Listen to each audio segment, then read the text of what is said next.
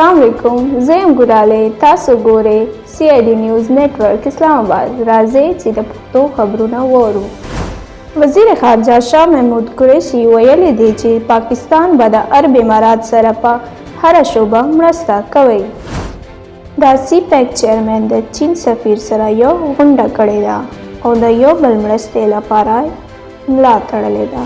وزیر خارجه شاه محمود قریشي د سودان او د سومالیا وزیر خارجه سره یو غونډه کړې ده او هغوی ویلي دي چې موږ به ټول یو بل سره په اقتصادي لاره یو بل ملګرتیا کوو.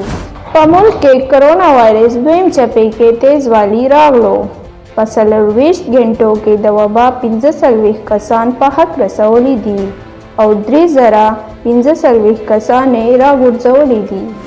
مقبوضه کشمیر کې هندوستان ډېر ظلم راغستی دی. د کشمیرانو د آزادۍ آواز دبولو او هغو د گرفتارولو او د قتلولو په ذریعه خپل مقصد ترلاسه کولو کوشش جاری ساتلی دی. اجازت غواړم خپل خیال ساتئ او د نورم او ګورئ CID نیوز نیټورک اسلام آباد. الله په امان.